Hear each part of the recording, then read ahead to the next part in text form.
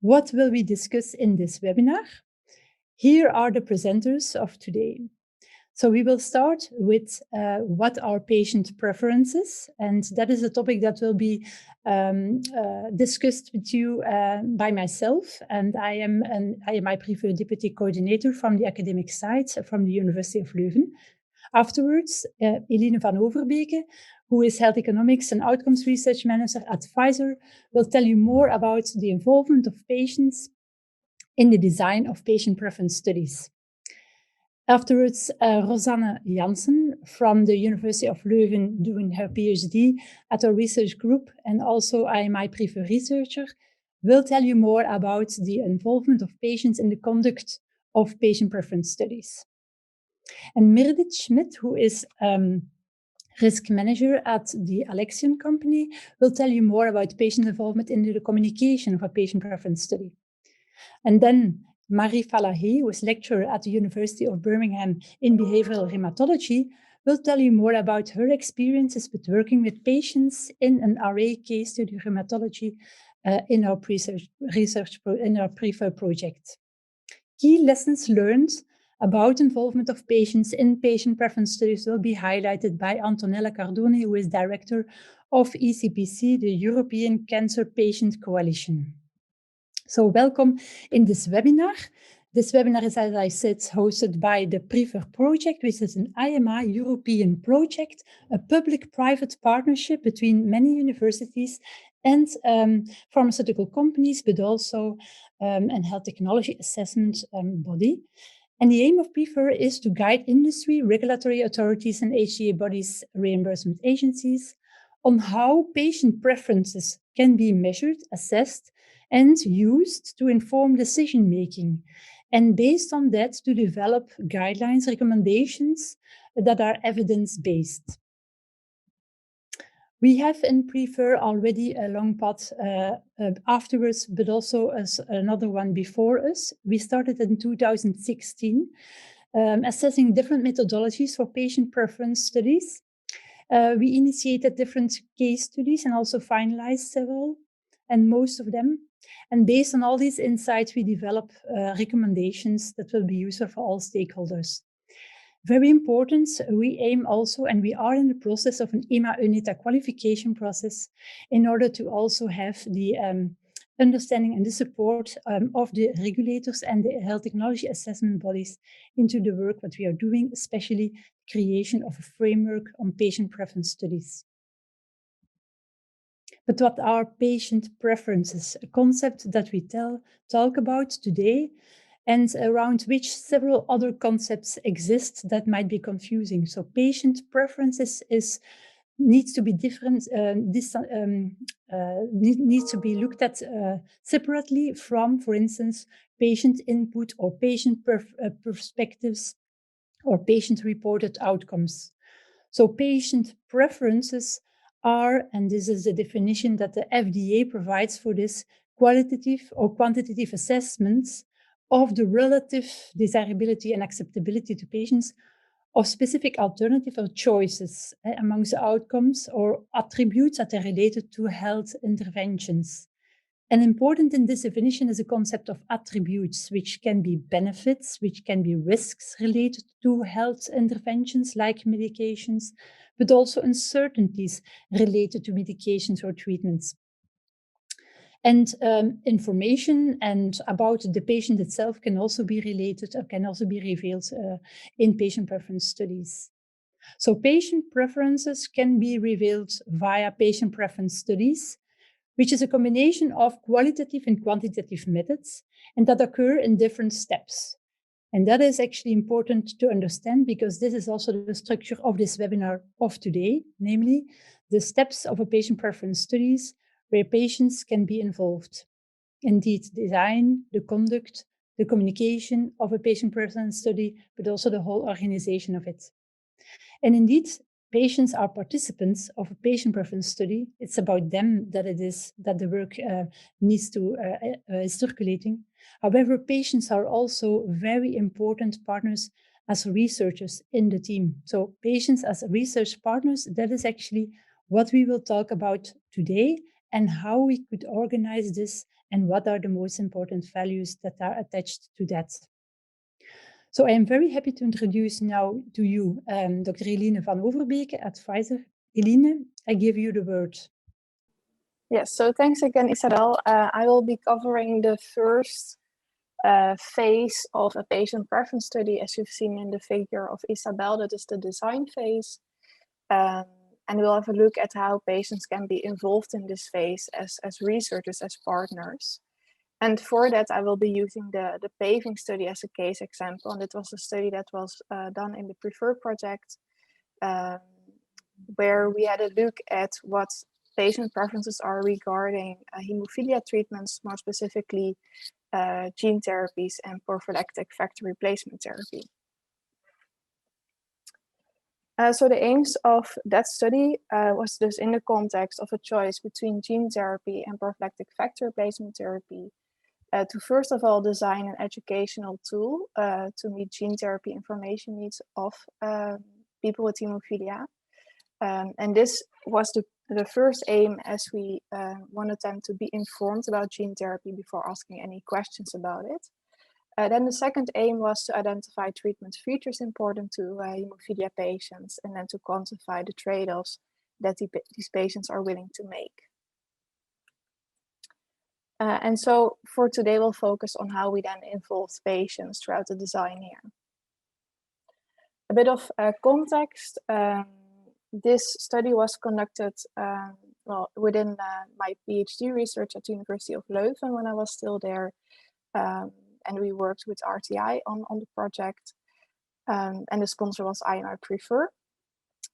For the study, we set up a stakeholder advisory board that was specific to the PAVING study, where we wanted to include all types of different stakeholders to ensure that we would meet their needs regarding the design of the study. So this was HTA payers, regulators, industry, clinicians, but most importantly for today, also patient organizations and patients. So we worked with a couple of European patient organizations, but also the local Belgian hemophilia patient organization. Now regarding our methods and where we then involved patients exactly. So we started with a literature review where we had a look at what preference method we could use in this study, what method would work best here. And in the end, this was the threshold technique.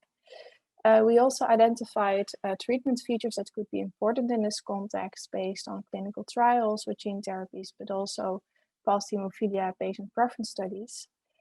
We then had meetings with the advisory board, including this patients themselves, where we discussed what classes of treatment features or attributes could be important in this context, and also where we discussed the study design quality needs. We then went on with a first phase of the study itself, where we had interviews with Belgian hemophilia patients, 20 in total, where we wanted to see what factors would influence their choice, what their information needs were, what top treatment features were important to them in making that decision. And then we conducted a survey with Belgian hemophilia patients, where we just first had that educational tool that I talked about before asking them any questions regarding gene therapy. And then when we were asking those questions on gene therapy, we were able to identify trade-offs that these patients are willing to make, but also the acceptability of gene therapy profiles to them. And now regarding patient involvement, I already mentioned that they were involved in the advisory board. We also piloted the interviews with them, and they provided input regarding what information to provide to patient participants. And for the survey, we also again piloted the survey with them, and they especially had I think a very big role in the development of the educational tool. And on that part, I want to focus today, just to give you a very concrete example of how we involved patients as partners in this step. So here you see the process of how we created the educational tool for gene therapy. As previously mentioned already, we base it on the literature. but then had pilot interviews with patient representatives where they provided input on the correctness of the information provided in the interview guide, but also how comprehensible the information was to patient participants. There's also lay patients and consistency between translations, because as we did the study in Belgium, we had to work in 2 languages, Dutch and French. So there had also to be some consistency between the 2 versions. And patient representatives were very helpful here. Then we developed the script for the educational tool. This was informed by interviews with hemophilia patients, where we just were able to identify their information needs. We then validated this with hematologists, checked it again with patient representatives, and there again, they were able to provide this input regarding correctness, comprehensibility, and consistency. And then in the last phase, we also piloted it with lay hemophilia patients to make sure that the educational tool was comprehensible to all types of patients. So in the end, we were able to develop a tool that was interactive, had visual animations, voiceovers, and was engaging enough for patients. To go through the different modules and answer the different questions that we had afterwards. So in conclusion, I would like to say that by involving patients from the beginning as collaborators, we were able to pilot and review all of the materials to identify information needs of participants, but most importantly, I think to ensure the 3 C's, let's say, of this presentation, so correctness, comprehensibility, and consistency of the materials.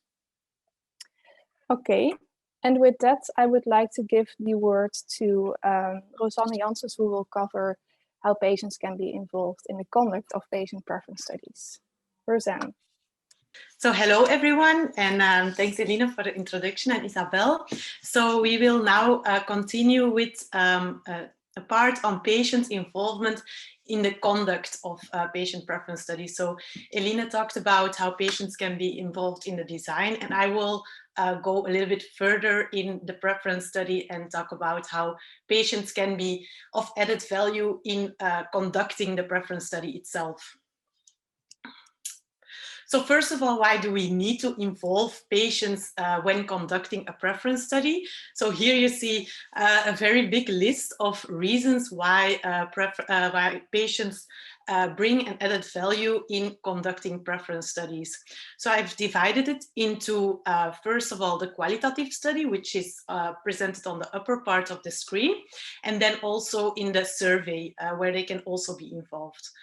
So you will see here that both in the qualitative part and in the quantitative part, patients' involvement is really crucial to ensure that the aims of the study are relevant to the patient population. As Isabelle mentioned in the beginning, we are doing this for patients, so we need to ensure that what we are trying to investigate in a preference study, the results, or what we are interested in as drug developers, as researchers, as decision makers, will it actually be also relevant in the end for the patient population?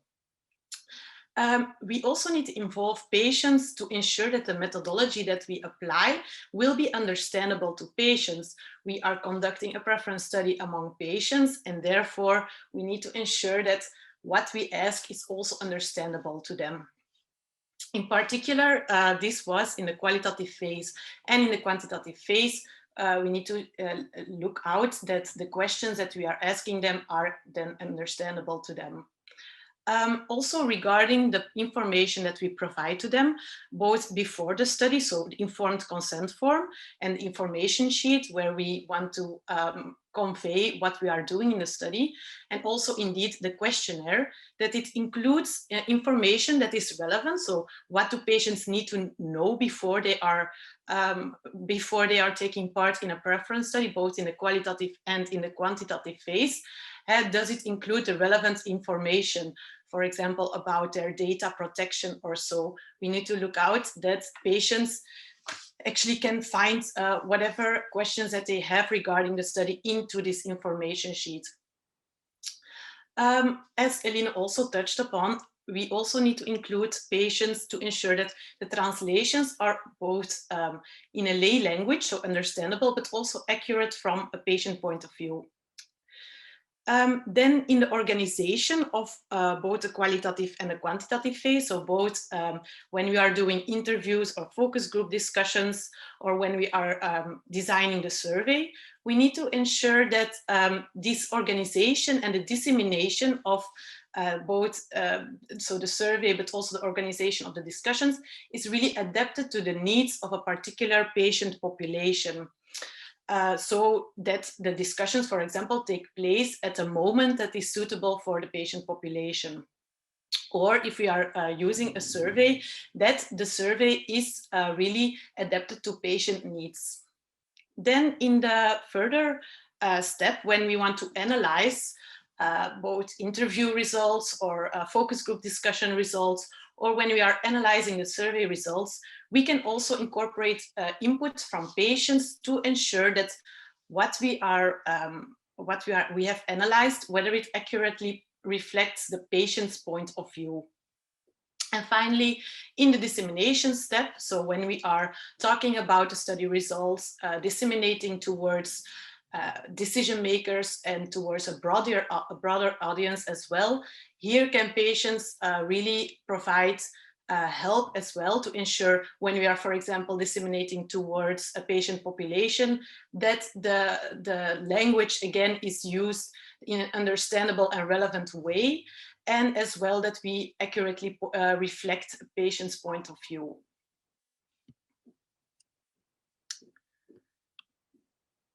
So in conclusion, we need to include patients in the conduct of preference studies to ensure that the study aims that we are pursuing are relevant to the patient population, and the methodology that we are using is understandable and suited to the needs of the patient population. So I will now reflect upon particular impact of patient involvement in a preference study that we have conducted within the multiple myeloma patient population. And this was a study that was conducted as well as part of the PREFER project.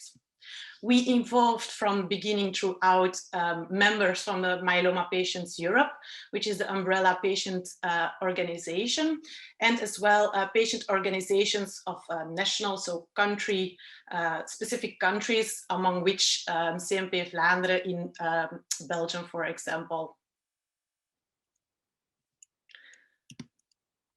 So why did we investigate differences among the multiple myeloma patient population?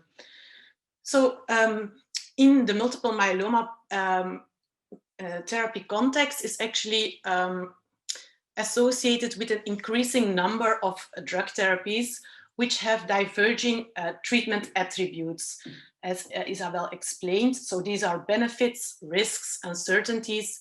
And so there are several different types of multiple myeloma treatments that are continuously being developed and becoming available to patients and clinicians. Yet there is no information, evidence-based point of view, on what exactly matters most among these attributes or characteristics to the patient populations who in fact will be confronted with these different benefits, risks, and uncertainties in the end.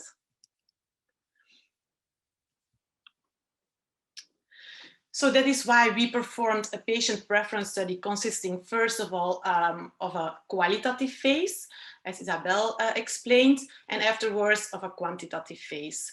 And so here I will reflect on what patients, what type of changes they actually led to, both in the qualitative study phase and in the quantitative study phase.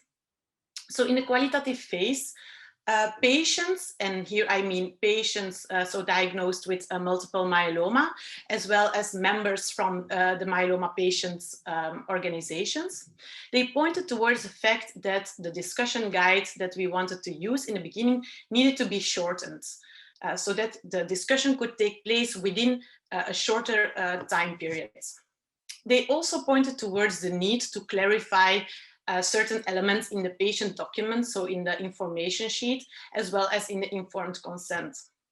And so by pointing towards the need to shorten and to clarify certain elements, they helped reducing the cognitive burden of both documents, but as well, okay. So I will resume where I left off and make it very quickly so not to go over the time. So I can summarize both the qualitative and the quantitative phase, where patient input was really crucial to point towards how we could reduce the length of both the qualitative phase and the survey phase, so that we needed to shorten the discussion guide and as well the survey, so reducing the number of questions. They also helped clarify, make it really tailored in patient language to both the qualitative and the quantitative phase. So they helped clarify certain elements so that it was all clear to patients. And by doing so, they helped reducing the cognitive burden of both the qualitative and the quantitative phase. And in the analysis phase, their input was really crucial as well. So patients and both patients and members from the patient organization were involved in the analysis by reading really the draft results and providing input, raising questions, which allowed us researchers to bring more depth into the analysis and into the presentation of the results. The patient organization also was really key in the dissemination of the results. In fact, today we are spreading a poster at a conference, and this is totally led by a patient organization itself, which they drove in creating the poster. So also the involvement of patient organizations in the dissemination of a preference study result is really key. So by that, I will conclude my presentation. So patient involvement is really needed to ensure that the aims are relevant to the eventual patient population, that the methods applied are understandable for the patient population, and that they meet the needs in an organizational sense of the patient population. And also by their involvement in the analysis, that the results are comprehensive, meaningful, and accurate from a patient point of view. And thereby, by involving patients as researchers, this will improve the quality of the study and thereby increase the value and the usefulness of the study towards decision makers. And hereby, I will give the word to the next presenter, which is Meredith Smith from Alexion, who will talk about patient involvement in the communication of a preference study. Thank you very much. Hey, everyone see my screen? So thanks so much, and pleasure to be here today. And I just want to thank Dr. Isabelle Huys for her leadership in organizing this presentation. This part of this session is going to focus on patient involvement in communicating results of patient preference studies. And here's my disclaimer and my acknowledgement as a full-time employee of Alexion Pharmaceuticals. So the topics I'm going to be covering today are why involve patients in communicating, when to involve patients in the communication, and how and when to communicate study results to patients, patient partners, and the larger patient community. So why involve patients in communicating about a patient preference study? Some key points as shown here on the slide are really around ensuring that the way the results are presented to patients are prioritized to meet patients' preferences and needs.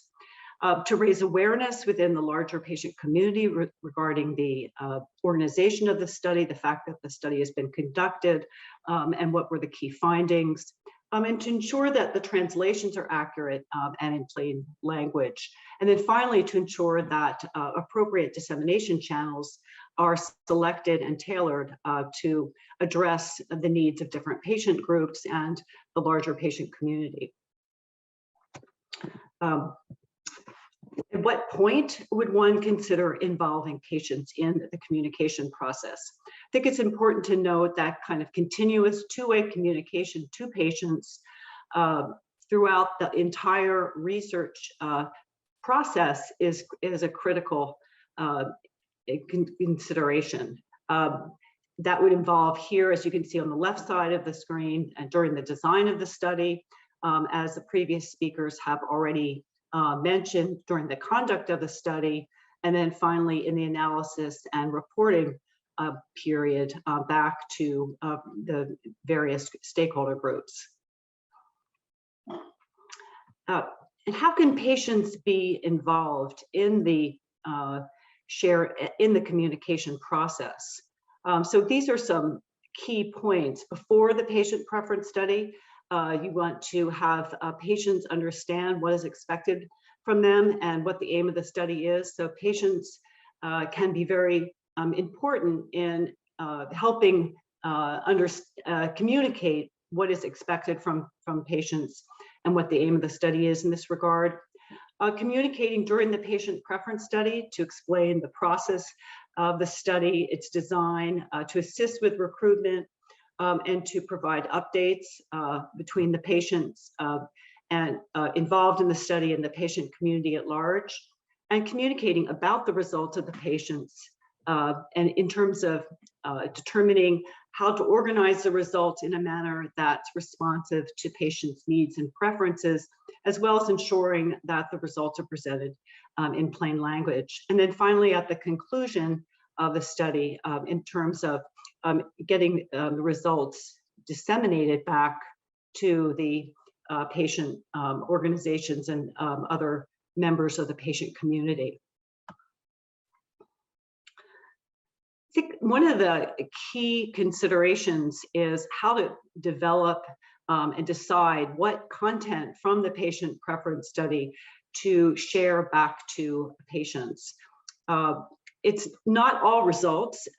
There's, as you have a sense already from the presentations that preceded, there's usually a very extensive amount of data that come out of patient preference studies.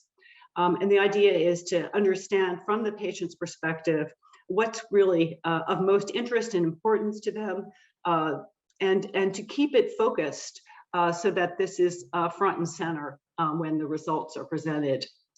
Keeping it short, 5 pages or less, emphasize the key results up front in the communication, and then describe the characteristics of the patients who participated in the study, along with the methods at the end of the document. Include implications and key takeaways from the study for patients. For example, what treatment attributes patients valued most. And of course, for those that are interested in, include links and information about how to access the full study report as well. Another kind of very important consideration in communicating results back to patients has to do with the application of plain language principles. That is the idea of avoiding medical jargon, using shorter sentences and paragraphs, thinking about the layout, more white space, using chunking, bulleting, and headers, and these are some of the accepted techniques for making the information more reader-friendly, and using some visualization and images to emphasize or illustrate key points or topics. And then the idea is when to communicate results back to patient. What is that timely point at which to do so? And in general, the rule of thumb here is really once the final study report has been prepared, to get that patient version out as soon as possible. That might be through a variety of different dissemination approaches, mail as well as email to participants, and then consider a range of communication vehicles, the plain language summary of the study report itself, but other types of summaries that could be disseminated through social media, presentations at professional conferences, and then patient advocacy organizations. So just in terms of some key takeaways, patient involvement ensures that from a communication standpoint, that the study purpose and methods are described in a clear and accessible manner, that results of greatest relevance to patients are presented and presented in a manner that is understandable, and that study conclusions represent a valid interpretation of the patient perspective.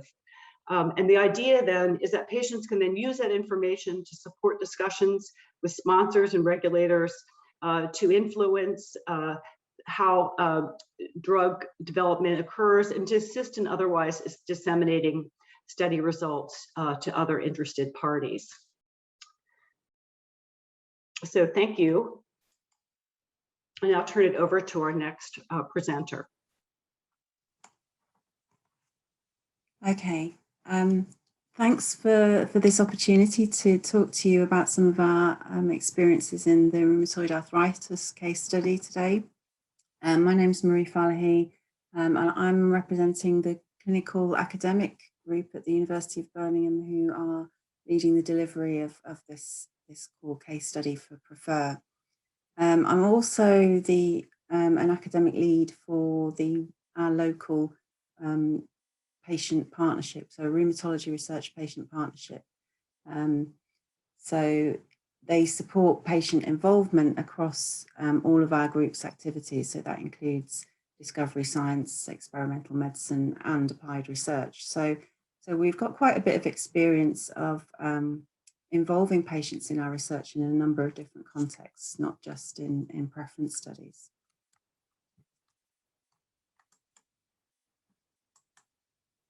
I'm having trouble advancing my slide.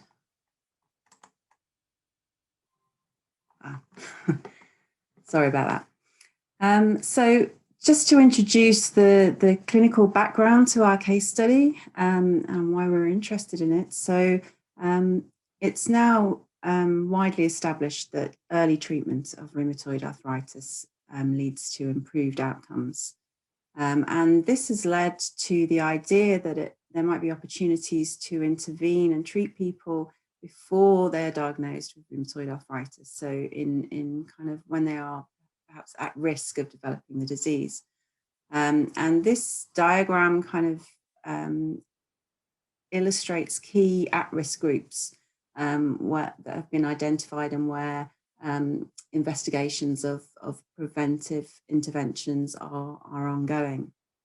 And the first of these, so people with a family history of rheumatoid arthritis have an elevated risk status, and this is one of the groups that we're particularly interested in our study. So the clinical objective of the PREFER RA case study was to assess preferences of people who are at risk for preventive treatments of rheumatoid arthritis. And of course, because this is a PREFER study, it was also designed to address lots of methodological research questions as well.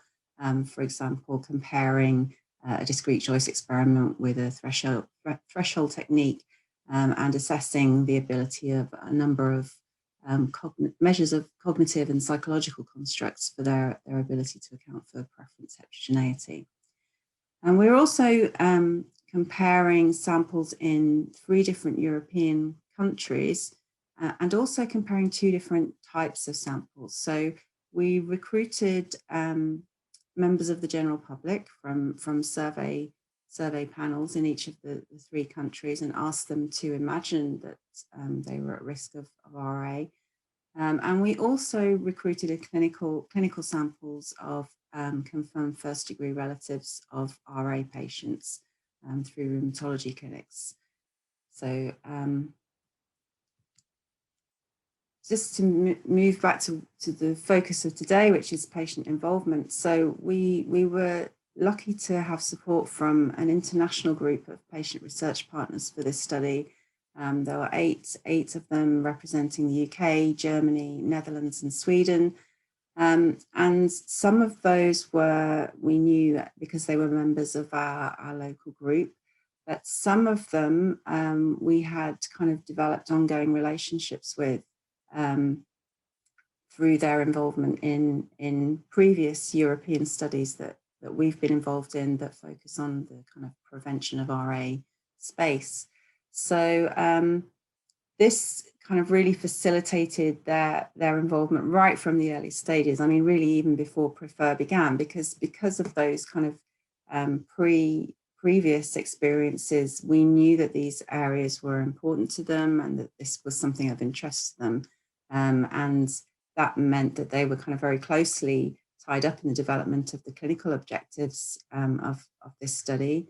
And indeed pointing out that this kind of area was important for us to be doing.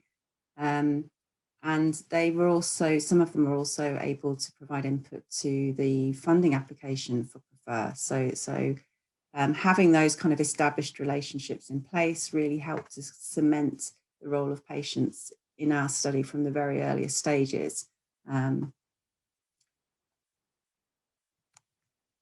So I'm going to try and focus on aspects of the RA case study that were slightly different from the other case studies, because of course, you know, our study involved a qualitative and a quantitative phase in the same way the others did.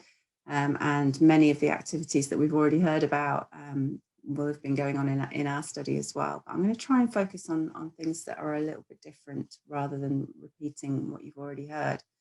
So in our sample, a kind of unique feature really is that we weren't recruiting patients. We were recruiting first-degree relatives, a clinical sample through rheumatology clinics.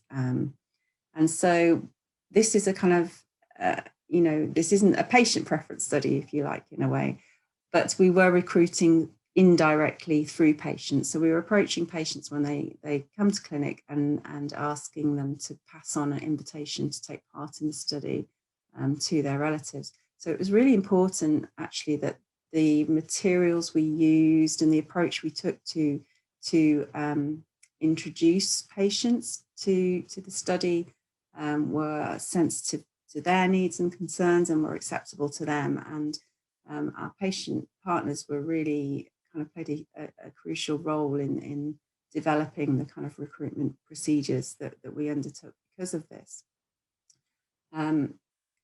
Crucially, they were kind of, they pointed out to us that, you know, a rheumatoid arthritis patient might never have considered that their relatives might be at risk or have an elevated risk of getting RA in the future, and that this might be something that is kind of could provoke some anxiety and concern. And so, you know, we were able to try and find ways to address this possibility. And we provided kind of links to information and support that could allay some of those concerns. One of which was this, the picture here. It depicts a booklet that we developed with some of our patient partners in a previous project called EuroTeam, which kind of tackles some of these issues and hopefully will have been useful in this respect. We also provided a named contact so that if people were still really concerned, that they could get in touch and have some support in that way.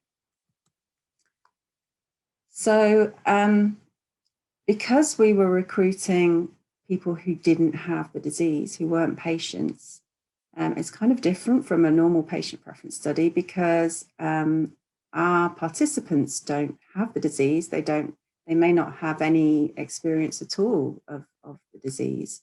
And so it's really important in this study that the information we gave to participants in both the qualitative and the quantitative phases addressed this and kind of gave just the right amount and the right kind of information about RA and the disease background to enable them to make informed choices. So we worked very closely with our patient partners, and some of them provided a lot of input into the focus group schedule, how we described rheumatoid arthritis, and also how we described the medications that we were asking our participants to discuss and consider. One of our patient partners who's worked with us before contributed to the analysis of the qualitative data. So she helped to validate the coding framework that we used to code and classify the data. And we also asked our patient partners to do a kind of rank ordering of all the treatment attributes that were identified in the qualitative phase, and also consulted them about which ones we kind of finally selected to go into the quantitative survey, and also which ones we should kind of hold context, hold kind of or control in the choice task scenario. And like we've heard before, they were also involved in developing how we presented the attributes to participants, and also in developing a lay summary of the results. In the quantitative phase, again, we needed patient partners to really work closely with us to make sure that the descriptions of RA and the disease background were appropriate. Because many of the participants, some of whom were members of the general public, won't have had any kind of first-hand experience of this disease. And so they were able to kind of make really key contributions. So they added descriptions to the background information of how the kind of early symptoms of RA might affect someone's day-to-day activities. And we also, in our first draft of the quantitative phase, we included some diagrams depicting the kind of joint erosion that can happen in RA, which seemed to us to be a good way to convey information about how serious the disease is. But they kind of pointed out that these diagrams were very unhelpful. They were very medicalized and depersonalized, and you know, there was a danger that some of our participants might kind of disengage completely and think that this just wasn't something that's relevant to them. So on the basis of their advice, we removed the unhelpful diagrams from the survey. We also changed the choice task in that we were originally planning to ask people to imagine that they had been identified as having a 40% chance of developing RA in the future, and had been asked to kind of consider whether they would like to take a preventive treatment to reduce that risk. And the qualitative results and the discussions we had with our patient partners indicated that really, you know, we needed to increase that baseline risk status for people to engage with the questions, and that at 40% risk, that very few people would be likely to accept a pharmaceutical intervention to reduce their risk of rheumatoid arthritis. So we changed the choice task on the basis of those kind of discussions. Also, like the others we've heard of, our survey was way too long, and we worked closely with our patient partners who advised us on which aspects of the survey that were appropriate to remove to shorten it. We had originally intended to incorporate health locus of control measure, and on the, you know, we were advised by our patient partners that that seemed the least appropriate measure to the study of objectives, and so that one was removed. And then, like the other studies, we also revised the wording and the content of the survey on the basis of their input, and involved our patient partners in some of the think aloud interviews we used to kind of pre-test it. So in just a very quick summary of all the ways in which our study, we feel, has benefited from our excellent patient partner input, we kind of really were sure right from the start that our study was kind of important to them, it was relevant and something that we should be doing. And they helped us to identify and address ethical issues when we were developing our recruitment procedures. They increased our participants' ability to make informed choices by providing them with appropriate information about what it's like to have RA. And also by kind of tweaking the choice task scenario, they decreased the likelihood that we would collect uninformative data, because no one would choose a preventive intervention over opt-out in some situations. And so I'm going to skip to the next slide because we're running out of time, and to say thank you to all of the case study team, especially the patient research partners who I've really enjoyed working with on this study. And so with that, finally, and probably most importantly, I'm going to hand over to Antonella, who is the director of the European Cancer Patient Coalition.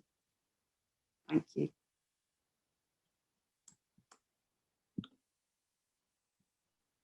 Thank you, Marie. I'm sharing my screen.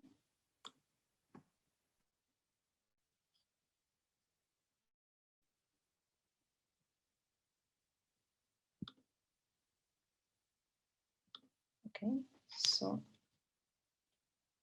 thank you, Marie. So I will present on the key lessons from the patient point of view.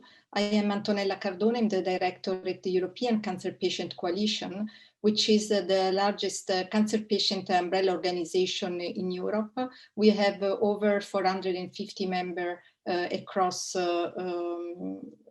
Europe, covering 47 countries. So we go beyond the member states. So I will present on the 10 principles that we have identified on how to best include patients in patient preference studies. So the relevance of having patients as real partners, and then why, how, and when it is important to include patients in patients preference studies, with whom, so with what kind of patients, and other points to consider. It's relevant for me to mention that all the lessons learned from the patient's perspective will also be included into the recommendations, which is going to be a publication available soon. So the principles for interaction with patients, of course, patient centricity is fundamental, as we believe that nothing should be done about us without us. There should be clear communication and transparency, so to develop a trustful relationship within the research team. Inclusiveness is a principle very important when it comes to include different patient population, responsive and reciprocal interaction, respectful, as all patients should be treated, all patients' opinions should be treated with respect. It's important to be well prepared and well organized while preparing and implementing the study. The study should also be objective and proportionate. There should not be interference with the current healthcare pathway of the patient. The treatment should go on as normal for the patient, and the involvement of the patients should be impactful and beneficial to all parties.